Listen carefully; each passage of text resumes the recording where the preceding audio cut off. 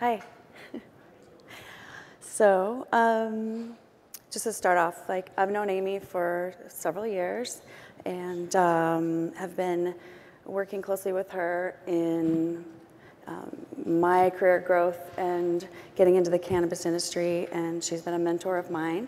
And so I really appreciate this opportunity to have this conversation with her and give her the opportunity to share some amazing information and discoveries with you. So I'm going to start off with Amy. You've been practicing law for 17 years. How did you find yourself in the cannabis space? So I started working as a criminal defense attorney and mostly represented clients in serious person felonies, murders, rapes, but I had this very small group of weed clients, and they were like my break from working with clients and reading autopsy reports and looking at terrible pictures. And when it became apparent that cannabis was going to be legalized in Oregon around 2011, 2012, those same clients came and said, can you help us start a legal business? And I pivoted along with them from the cannabis as a crime into cannabis as a legal and regulated industry. So we grew together, really, this industry and I, and it's been interesting and exciting to watch how that has happened. So during the initial movement towards legalization, what did you actually see happening? So, I mean, this panel is about women and weed, and most of you, not all of you, are women here. How many of you are in the weed industry in some way or another? How many of you are interested in being in the cannabis industry? So, a long time ago, when cannabis was, when nobody called it an industry, and nobody called it a space, and when you came and you spoke in a room like this, you would say, you know, is there any law enforcement in the room? Because you thought that if you said that, they had to raise their hand. Just so you know, they don't have to raise their hand. So, you know, when back then, it was, how many of you are long-time cannabis people? Like, long time. See, you know better than to raise your hands. So men were running the front, right? So men more likely to engage in criminal conduct, more likely to take risks, but there were women participating, right? So they really were running the back end of these operations. They weren't at the front, they weren't necessarily driving trucks across the country, they weren't brokering the deals, but they really were partners in this space. And so what we saw happen was when legalization came, especially on the West Coast, where we have a long tradition of cultivating weed, men and women would come together to my office. And they were interested in starting legal business together. But over the last, 4 or 5 years, what we've really seen happen is a huge attrition of women, is that the men have risen up, and women have really fallen behind. And there are a lot of things that contribute to that. There are a lot of reasons for that, but it's something that I share with my colleagues who've been watching this space forever, is feeling like as we've lost some of the pioneers in this space, we've also lost the women. So how, those contributions and changes, how are they impacting women, and what are we doing to create a more inclusive space? You know, cannabis is, we're never going to see anything like it, right? I mean, this is a brand new opportunity. It is a brand new industry. I'm sure if you're here, you've all read that this is going to be a $1 trillion industry, a gazillion dollar industry. And we are, myself, working on figuring out how we can keep women in this space. And I'm sure that, we've seen great groups of people come forward, like Women Grow. We see women who are coming to fund this space. I built a program called The Initiative, which I think we're going to talk about next. But we really have to make a concerted effort to ensure that women have a home. as they should in this space, along with people of color. So the initiative, you started the initiative, you're currently running the initiative. Can you talk a little bit about that?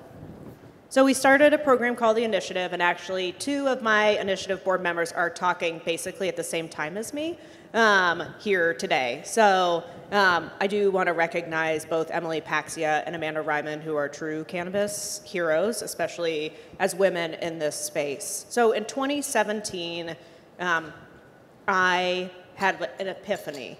I went to the MJ Biz conference, and I went to a party, and I've been to many of those conferences. I don't know if any of you've been. I went to a party, and I realized in the middle of the party that there were 50 men there, and I was the only woman.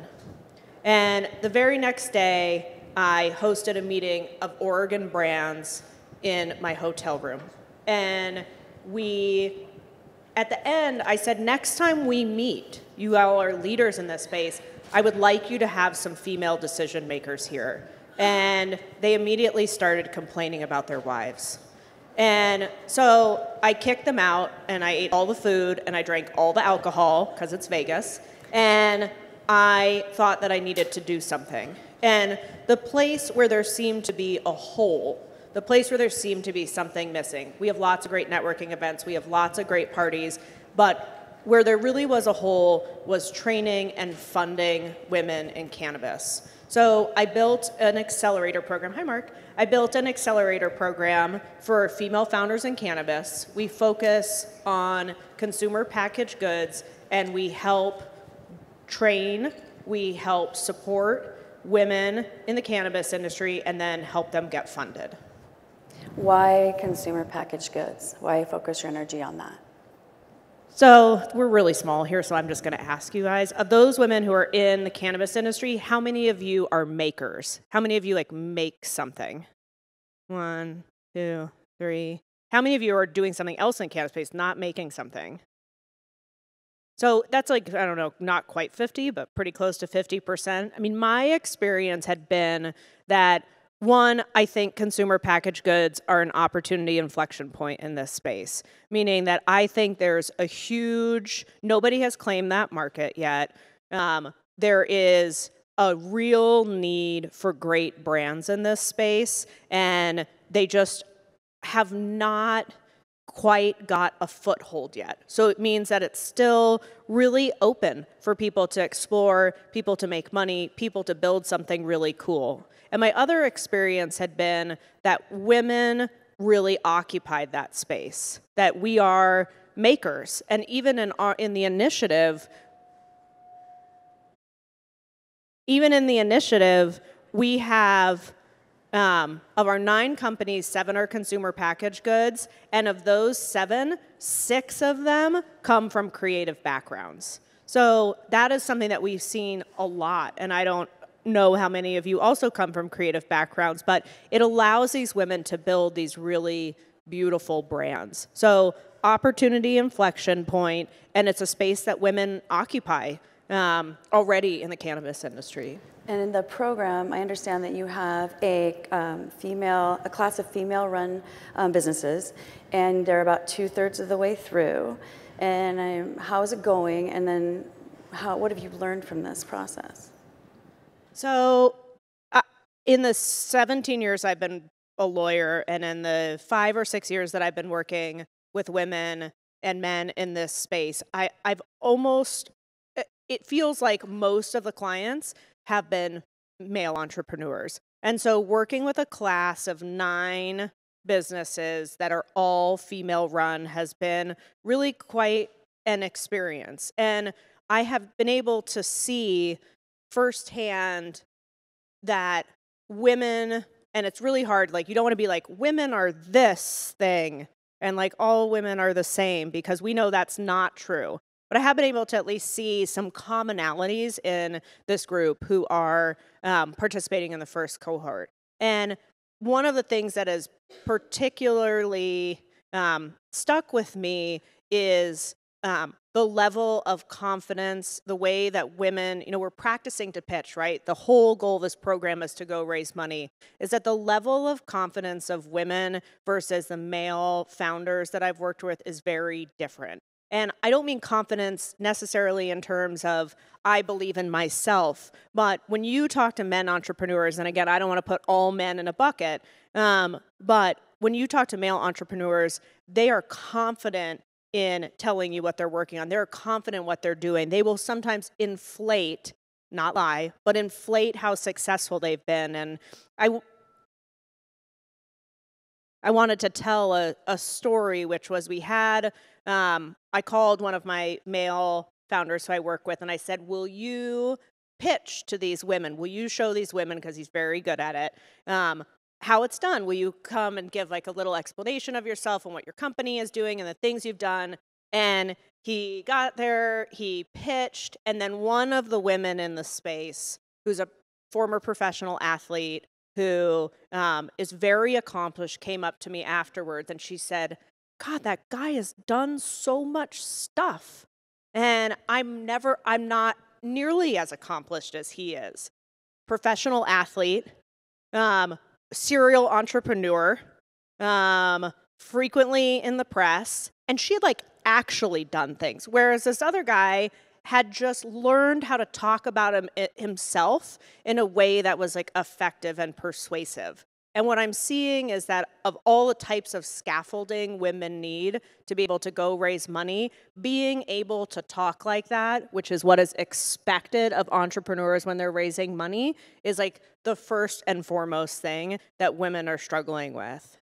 So, and speaking of money and of capital, in the press, you frequently talk about traditional capital and its entry into cannabis. And what have you been seeing? So I had to write, I'm terrible with statistics, so I actually wrote them down. So, I mean, the statistics around women and funding are atrocious, right? So we know that. 2.2% of venture funding goes to women. Less than 10% of venture-backed companies are female-founded. And if you want to hear a really appalling number, 0.2% of venture capital goes to African-American women. 0.2%, that number is atrocious.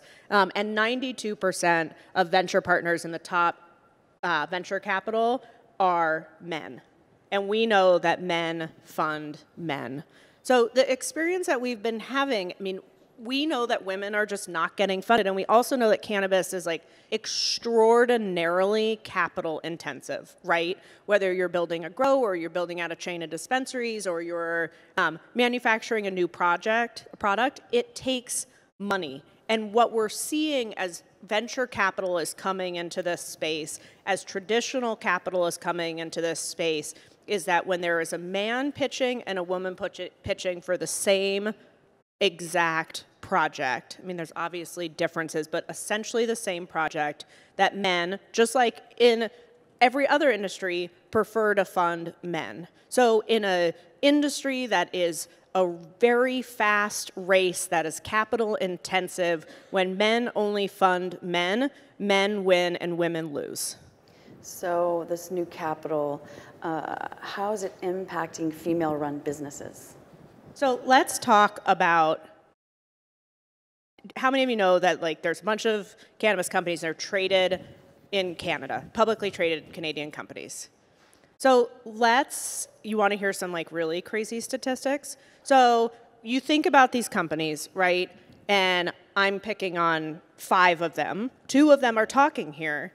And they control, in my mind, like the fate of cannabis as we know it, right? They have the money, they have the political power, they have international access, and when you look at their board of directors and their executive teams, it is shocking. Canopy, who's speaking at the same time as us, they have 1 woman board member, and I could not locate any executive women. Aurora has 2 women board members and 2 women executives.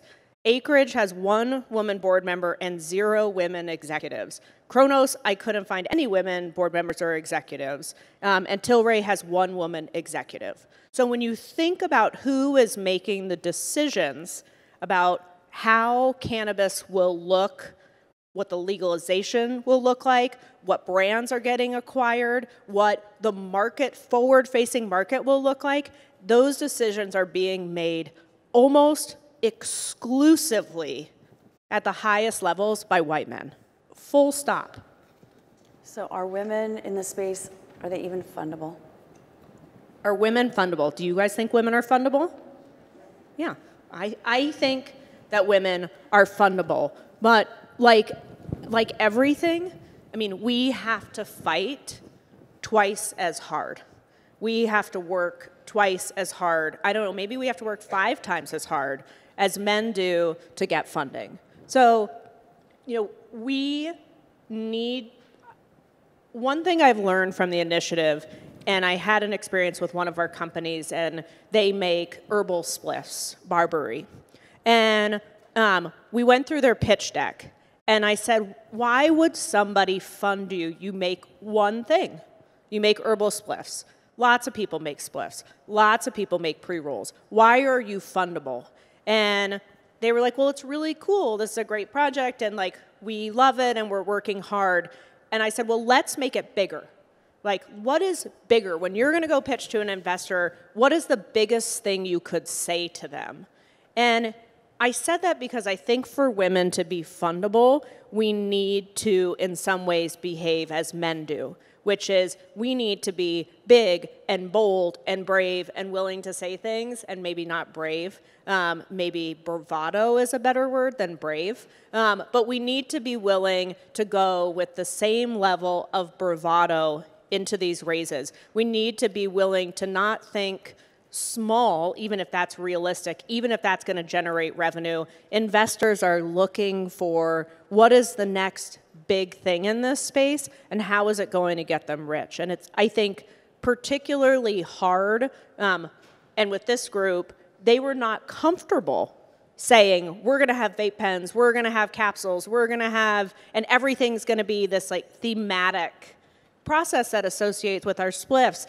They were not comfortable being there because they did not feel like it was genuine. And instead, we're spinning our wheels a little bit. And they have, I'm proud to say, risen to the occasion. But we are fundable. It's just much, much harder. And I think on the capital side, we need to also make some fundamental changes, which is you can prepare a female founder to go raise money all you want. You can have a beautiful deck. You can be revenue positive. You can have an enthusiastic and qualified team. But, and I said it earlier, men fund men, and every single study shows that. So we also need to work on the capital side. I found this great statistic, and again, I had to write it down because I don't remember statistics very well, that by 2020, women are expected to hold half of the private wealth. That's a pretty amazing statistic. I think it's $11 trillion. So we also need to change how women are investing and encourage women to invest in inclusivity, not just because that feels good, but also because we know that women founded companies that are similarly situated to male companies actually are more successful when you look at the revenue they generate. So women are fundable, but we need to help the entrepreneurs, and women are fundable, but we need people to be willing to fund them, and that's a fundamental change that has to happen. Right. So I want to pull from the inclusive nature, the information of the number of women that are as board members, executive team, and I want to transition a little bit with our time in talking about leadership in general, and if there are cannabis companies out there that are putting energy and effort towards creating solid, inclusive leadership teams. So when we think about women in this space, you can't just think about founders, right?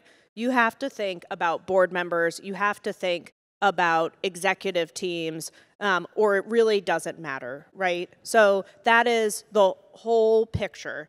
And I sat with a friend of mine who has been touching this space for a long time, was part of Ianthus, and I said, can you name me 10 female-run cannabis companies? And we could quite literally name them on our 2 hands. And we then went deeper and said, what about, and I read you those like kind of appalling statistics, what about women on boards? What about women in leadership positions? Can we name those women? And we had an equal challenge. And I don't want to seem so negative, but there are, and so I would like to identify some companies, if there are investors in this room, that are doing a good job. New Frontier, MJ Freeway, Kiva, 48 North, Wana, Whoopi and Maya are all female-founded companies who are also building inclusive teams. So one of the reasons it's so important to have women on the board, and I don't mean like token women, right? So when you look at this and you say there's one woman or two women, like, you know, I had an experience when I was looking at those numbers this morning where I was like, can I even say anything about this? Because look, they have a woman. Like, because they have a woman, am I no longer able to identify them as a brand that doesn't support women? And then I thought, that's absolutely ridiculous, right? You should not have one board member for 10 executives and board members. So these businesses are doing a good job. And we know that when women are on executive teams and women are in leadership positions, we know that that trickles down into the entire workforce. They have a more inclusive workforce. They have more team success. They have a better corporate culture. So we know that these things translate into positives for the company themselves. So it's crucial that we work hard to make sure not just that female founders succeed, but that we have women making decisions on these boards. And so several times you've mentioned that the cannabis industry has an opportunity to create sea change in gender parity. Why? Why do you say this? So we talked at the beginning about how people are watching this space, and it's really true. I know when my 80-year-old uncle and my 70-year-old dad are reading in Barron's and Forbes and the Wall Street Journal about cannabis and they want investment advice, you know that this is something that has crossed the precipice. Cannabis is like the one thing in this entire country we all agree on. It is a thread that whether you're in the Midwest or you're in the South or you're in Texas, maybe Texas will legalize one day, we know that people favor legalizing medical marijuana, and we know that they favor recreational marijuana. And because this is such a new industry, and because so many people are watching it, and because it's going to be such an enormous wealth creator, we have an opportunity to leverage what is happening in the cannabis industry to make women wealthy, to out of the gate, instead of having to go back and repair things, create inclusive boards, to create inclusive executive teams. We have an opportunity to do this the right way. And I hear a lot that the cannabis industry is already oversaturated and that there are already too many growers, there are already too many businesses, and we are seeing this like first wave of aggregation, right? So we're seeing the acreages and the canopies and the Auroras come and eat up some of these smaller businesses. But I want you to know, after watching this space for a long time, we are at the very, very beginning. And the opportunity field is wide open. So we have not lost yet. And so I think that we can create sea change, one, by making women wealthy, and I truly believe that when you make women wealthy, you will absolutely change the dominant paradigm. Two, by insisting and holding accountable. We talked at breakfast, I think the most important thing that we could do other than making women wealthy is holding accountable the companies that dominate the market right now. I mean, if I were to ask, and I'm not going to, how many of you think that it is acceptable for billions of dollars of the cannabis industry to be controlled by white men? I don't think any of you would raise your hand, at least on this session. Maybe next door listening to Can't Be Growth, they're stoked. But I think that we need to, and you all need to, you go to hear these speeches, you go to conferences, you spend your money places, that you need to hold the businesses accountable for creating a place for women, or allowing or insisting that women have a space at the table. So when I think about sea change in this industry, I think about doing it right the first time. And if you're able to do it right the first time, if you're able to create some sort of parity, if you're able to create a place where women are successful, that other industries are going to see that. And next time we have something brand new, AI. Who went to the expo hall?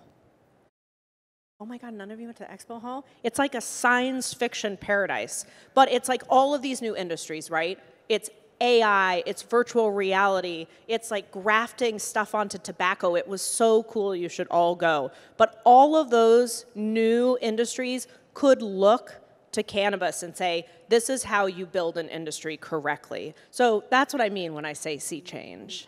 So with the opportunity, and you mentioned a little bit about the details of what needs to happen for the cannabis industry to actually live up to its potential as an inclusive industry.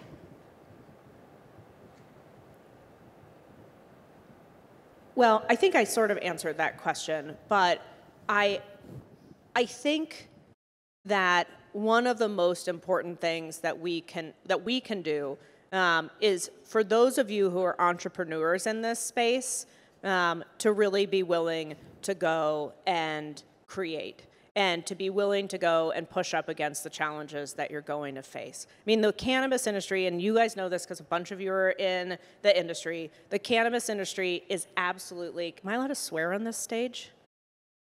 Really? The cannabis industry is fucking crazy. So, I mean, there really is like no other industry like it, right? Like, the regulations don't make any sense, and they're constantly changing. Like, every city, county, everywhere is, like, totally different from each other. The goalpost is always moving, and if you think when federal legalization comes, all that won't get turned on its head again, you're crazy. Like, if you're in the CBD industry, you might be fucked, right? So, like, we know the FDA might come and totally screw you any minute if you don't think they've already screwed you. So, like, there is nothing quite like this. So what do we need to do to be successful in this space is we need to run faster. We need to be ahead of those rules. We need to be fearless when it comes to building our businesses. And we need to be twice as competitive as everybody else is. And those are when I've worked with businesses, and I've worked with businesses from teeny tiny businesses to taking them through IPOs, what I have seen anyway, as a marker of success is the willingness to run so fast and so hard and compete so strongly that it does not matter what is happening around them. So if we can figure out a way to translate those things to help female founders, to make this space more inclusive, to support the women who are building these businesses, these women-owned businesses I read, that would be quite remarkable. All right, so moving ahead, and things have shifted, and we're seeing balance in the cannabis industry. How will that translate into other sectors? So, we talked about AI, and we talked about virtual reality, and we talked about some of these other issues. How many of you do something outside of cannabis, since we are small?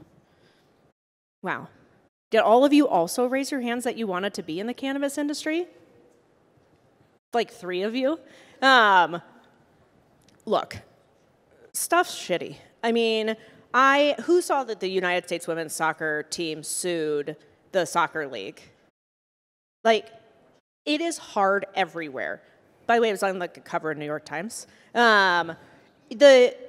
things are shitty for women everywhere. And like just because we're talking about it and just because it's like kind of permeated our culture right now, and we feel like between the Me Too movement and being able to talk openly and starting to hold people accountable, it's still shitty. And things have still not changed for us. So I talked earlier about being able to have this trickle down into other spaces. And I think for this question, I mostly want to focus on this idea that women need to be investing in women and men need to be investing in women. And that's how we will see women as wealth generators in this space. And I think that when I walked around that expo hall, and I would encourage all of you to walk around the expo hall, I saw some of the same gender issues reflected there as well, which was almost all of the founders there were men. And I see a bunch of you nodding your heads, so those 5 of you who went to the expo hall saw the same thing. I didn't make it to the virtual reality room, but I guarantee it's exact same thing in the virtual reality. You're shaking your head yes too. So like, I think what needs to happen is all of you in the audience need to get rich doing this. And I don't want to focus just on the money. I want you to be happy. I want you to have a work-life balance. I want you to remember about self-care. You should all go get massages. But I also want you to be rich because I want you to take that money and translate that into an investment in another market segment. So if you get rich on weed, I want you to go invest in clothing. If you get rich off weed, I want you to go invest in a technology company started by women. And I don't want you to do it just because it's a lady business. I want you to do it because it's a good return on your investment. And the more we recognize that, the more we acknowledge that, the more we see that manifest itself, we will start an actual revolution around investing in women. So this is my favorite wrap up to this, because when you were talking this morning, I really truly didn't know where Amy was going to be with this. So her answer is so interesting. Are you optimistic or are you pessimistic about the future of women in the cannabis industry? Well, let me do another hand raise. How many of you are optimistic about the future of women in cannabis? That's a great question. How many of you, well, let's see. Now no one's going to raise their hand. How many of you are pessimistic? I like that. You know what? I'm pessimistic too. So in answer to that question, at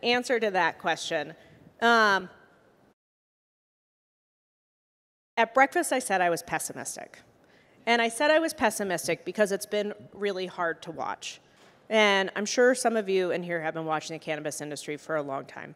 And the lights are really bright, so I can't tell if I recognize any of you. But, things have gone downhill. It's how we started, right? As we see traditional capital come into this space and really flooding it. I don't know if you saw the Aurora announcement this morning, but for every, 80-year-old white guy billionaire that drops a load of money on one of these cannabis companies run by white men, an angel dies. Something happens. But every time that happens, we lose a little bit more ground. And so I worry about the following things, and then maybe I'll change my mind at the end. I worry about how when I go into a room to raise money and it's all men, I want to scream. When I go into a room to raise money and there's 3 of us in there and we go around and introduce ourselves, and I don't know if Mark is still here, but and the 2 men who are sitting at the table who may or may not be as qualified as I am get to introduce themselves and I don't get to, I want to scream. When I get asked by 2 men at a very large venture capital group or private equity fund, well, why women? And I look across the hall into the other glass-encased conference room, and there are 15 men sitting there and a woman serving coffee, I want to flip the table over. So I think I am pessimistic because my personal experience in this industry, helping people raise money in this industry, helping people build businesses in this industry, has been subsumed by white men making decisions about what's going to happen. So that makes me feel sad. And it makes me feel sad because I don't think they know better. I don't think they know worse, but I don't think that they know any better than we do. We also know that women are huge purchasers of health and wellness. We know that they are going to be the biggest increase in consumers in this space, and yet we have men telling us what we should put in our bodies and what we should do with our bodies one more time. So am I pessimistic? I think the more opportunity people see in this space, the more we will see men who are funding it and men who are building it. And I think the fewer and fewer women we will see meaningfully in this industry. And maybe we'll see some, like, I had dinner with somebody the other night, and they were like, we're going to hire a woman. And I was like, go fuck yourself. Once they told me I could say that on the stage, it was, no, all bets are off. But seriously, I mean, that's how I felt. I was like, we're not, like, the other thing that somebody said to me recently, and I know we're getting kind of casual here, but we're going to go to questions soon, was I said, you are a publicly traded company. You don't have any women on your board. You don't have any women on your executive team. And they looked me in my eye, and I had helped build the company. I had been their lawyer since they were growing underneath a head shop on, like, a strip mall. And we had gotten it very far, and they would tell you the same thing, that we did it together. And they said, there are no qualified women. And I also said, go fuck yourself, because they were looking at a qualified woman. And sometimes you can look at somebody who is right in front of you and not see them because they do not look like you. And I think that is a very important lesson for this industry, which is that the people who are funding it want homogeneity. They want to create an industry that looks like them. They want to create a board that looks like them. They want to feel safe and secure in their own privilege. And I don't say that word very often, and I don't want to hide behind it, but I think that it allows for very few entry points into positions of power. Now, why might I be optimistic? I don't know, because I think women are killer. Because I think, and again, I don't want to put, like, all women are this thing, but, like, I have seen some cool shit women are building, and it has the potential in this industry to be so disruptive and so exciting and so interesting that it will triumph over what we're talking about with gender parity and male investment. So Turkey is shutting me down. I think, like, the gods of Canopy next door started everything shaking. So, I mean, I'm optimistic, I think, for the right reasons. One, because we have to be, right? So you, like, can't lose hope, and you can't lose faith, and you have to keep trying, and you have to even try when it's really hard. I also think, like I said, women are doing such cool stuff. I also think, and this is maybe the best reason to be optimistic, is that there are a group of women in this industry who are absolutely dedicated at the outset, because I still think it's the outset, to seeing real change. And we're willing to spend our money, and we're willing to spend our time, and we're willing to spend our energy, and we're willing to spend a lot of our political capital to make sure that things change, even when you might piss somebody off doing it. So I think that is why I'm optimistic, is because I think that we're going to be able to do it, even in the face of what feels like so many hurdles that it's not possible. Are you optimistic? Depends on what day it is. That's the spirit. Every day's a challenge. So I think that I want to say one parting thing, and then we'll open it up for questions, and we'll just do mic questions because it's not a huge group. But one, if you're interested in being part of the initiative, you should let us know. Two, I want to leave, and I think the optimistic, pessimistic question is the right one. I guess I want to leave you with some hope that this space, even though I am generally pessimistic, and even though I wish I was more optimistic, that you've not lost the race yet. And I tell this joke, and if you've heard me speak before, and I don't know if any of you have, but about these two guys in a tent. And I keep saying I should make it two ladies in a tent, but I think the outcome would be different. So there are two guys in a tent, and they hear a bear outside the tent. And one guy starts lacing up his shoes. And the other guy says, why are you lacing up your shoes? You cannot outrun a bear. And he says, I don't have to outrun a bear. I just have to outrun you. And that is what this industry is like right now. But I think that you guys can run faster. And I also think that if I had that joke and I told that joke with just women, that they would lace their shoes up together and they would both not get eaten. And so I would encourage you in the process of all of this, and we talked about it at lunch, to not eat each other. That we will go farther together. Let the men eat each other. No offense, men. Let the men eat each other in this space. Let the men kick each other down. We can get there together, and we can make many more winners in that way. So we'll open it up for questions. Thank you. This was fun.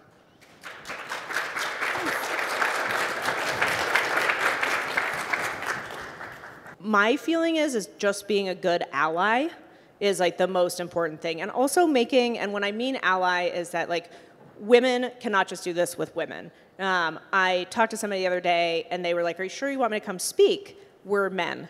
And I was like, well, of course I want you to come speak. Like, we need you too. Like, we need you to be good allies. We need you to be committed in your business. And Massachusetts is a super exciting state, and I love Massachusetts, and you guys are doing really cool things there. And I think by making a commitment to bring on, as you grow, female executives, that's a great way to do it. By hiring internally when you have women who are successful, even if they're bud tenders or they're doing inventory, to raise them up in your organization. Those are really important things that you can do that make a big difference. So I think by creating a culture where you are excited to see women succeed is important. I would also say that one thing that you could do is, you know, my guess is Massachusetts, and I know other operators there, but has an association. Probably the Massachusetts Cannabis Association or Cannabis Retailers Association or whatever.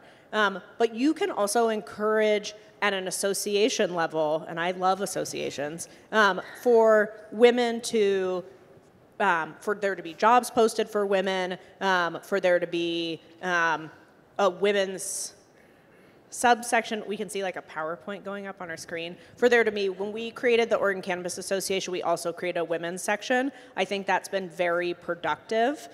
So I think if each of these states is siloed for right now, that you can make big, broad, statewide change by engaging with your association. But even just like acknowledging that it is important to you as brothers to build an organization that you're going to continue to grow that includes women is like a step in the right direction. And I don't know if you're going to be a multi-state operator one day. Fuck yeah, you are. That's great. What's the name of your business? High-minded. Very nice. You know, so when High-minded is in 27 states, with 157 retail stores, you can be like, look, we're the very first multi-state operator with a completely balanced board. And that would be amazing, and I can't wait to read about it. So my name is Patricia Patton, and I'm known as Canna Boomer. I write on cannabis directed toward the older market specifically. Those are the things that I'm interested in the health and wellness area. I just wanted to ask, I just wanted to make one other statement, and that is that, of course, because I've kind of been through this before as a baby boomer from the sticks and stems era, I'm sort of afraid about the conversation on gender parity because I felt like the movement sort of subsumed women of color. So I'm wondering, as it relates to opportunities, most people don't have the money to come here for a South by Southwest or don't know about the initiative. Do you have any ideas or suggestions about how to disrupt the talent pool in this area? That's a fantastic question, and I think about it a lot.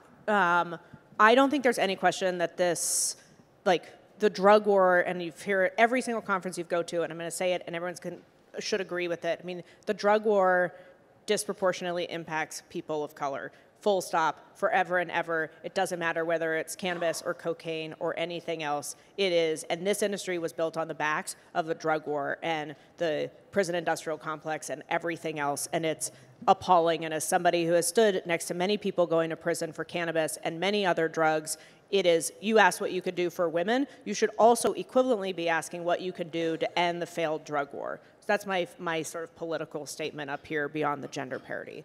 I think your point is very well received, that we are seeing, the number of people of color and women of color in this space is infinitesimal.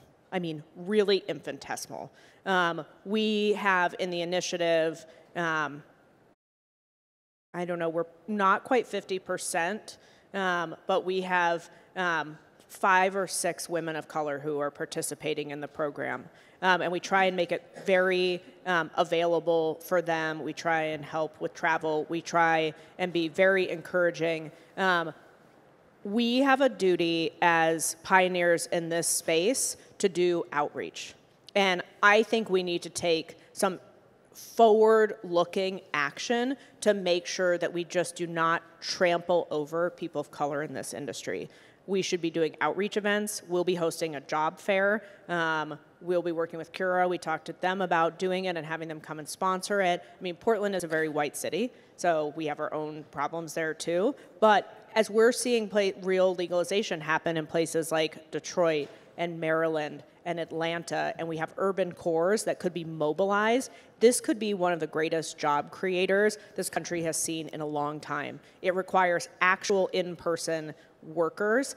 We pay living wages generally, and so I think we have an affirmative duty as leaders, and the conversation is happening a lot to make sure that we are reaching out, we are creating places, and that we are finding people of color to come in and grab that opportunity. I'm open to having a conversation, I would love to, about like what else we could be doing. Minority Cannabis Business Association is working on it, as well as other organizations, but it is an uphill challenge. And I think there are, let me say one other thing about that. New York, New Jersey, Oakland, we are seeing these like social equity programs that are built into licensing. Those are really, really amazing. I think there have been some mixed feelings about the way they've played out in Oakland.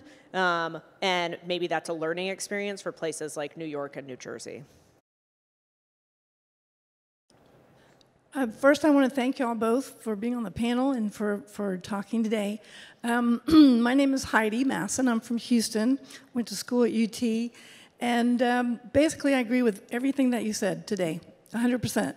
I got a degree at UT in in the energy business, and that was about 20 plus years ago. So I've been in mostly male-dominated fields all my career. I'm still in the energy business. I'm a consultant, but I work on my own time. I'm also a music producer and a DJ, and I'd like to be doing more of that, less so of the energy.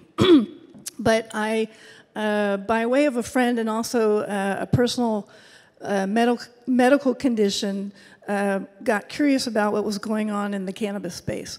Thus, today I'm an affiliate marketer for a handful of companies that I researched and continue to do that. So the first thing, it's not so much a question other than when can I meet with you, but the one thing that I would like to do in this particular space is ask anyone who is interested in partnering with me, because I would like to be inclusive and to spread my wings on the things that I've learned. And I've started 2 businesses of my own, so I've already been an entrepreneur. And I want to really be a part of this and, in particular, do what I can, whether it's someone who has had some criminal problems because they were caught with an ounce of marijuana. That doesn't mean that they are now, not part of or could be part of a society and find a way to make a living.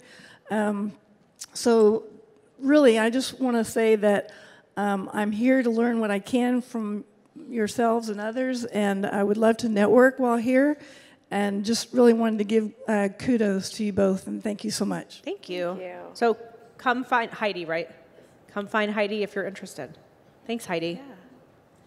Hi, I'm Jolene Rivera. I'm the founder of Kitchen Toke. We're the first media brand educating people to use cannabis for food and health. We happen to have a magazine out right now.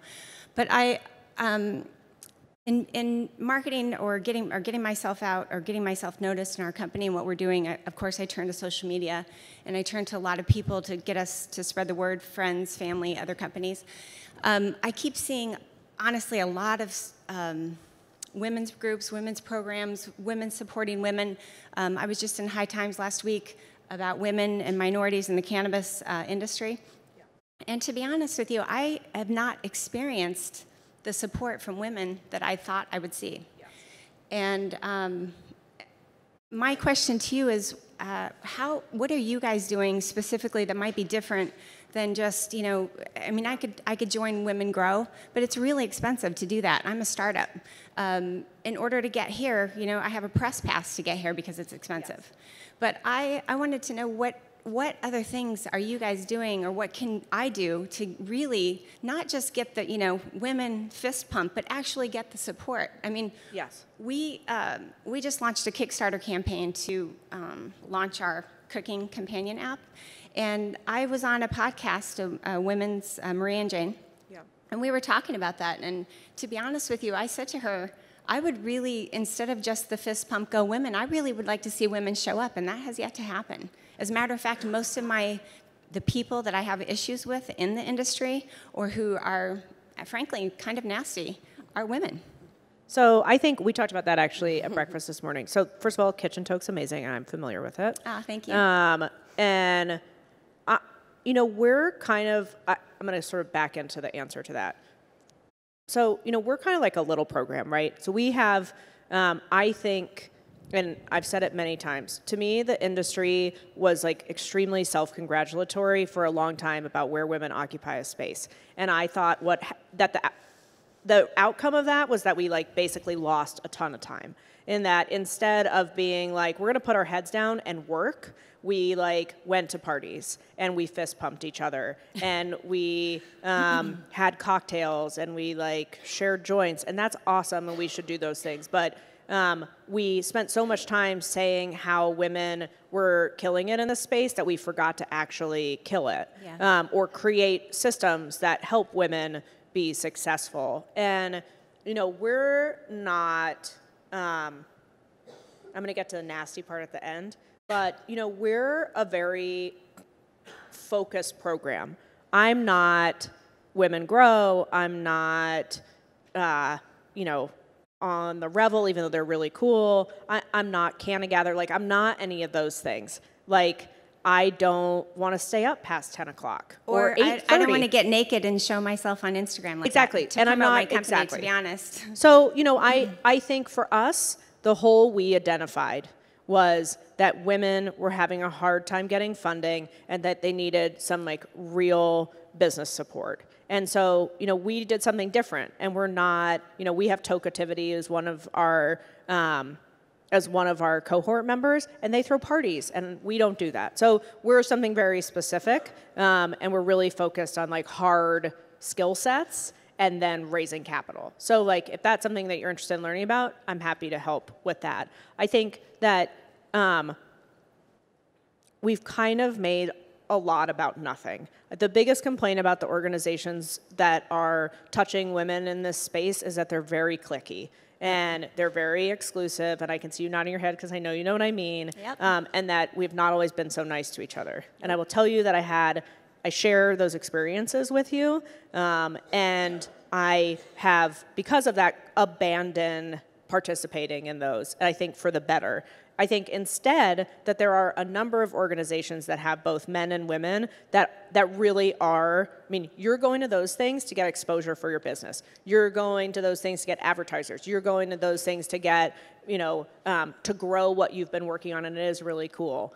And I would skip all of those. I actually do, but I've also been criticized for trying to raise money, a sponsorship yes. with other people to get us into the events that would get us publicity even outside of the cannabis space. Yeah. And just 2 days ago, my team got a really nasty message from a white cannabis founder out of Colorado telling us that it made them, frankly, it was, in her words, disgusting that we were raising money to be at an event when we're taking that kind of money and not paying attention to I guess the reparations that's been done, to your point earlier, in the drug war.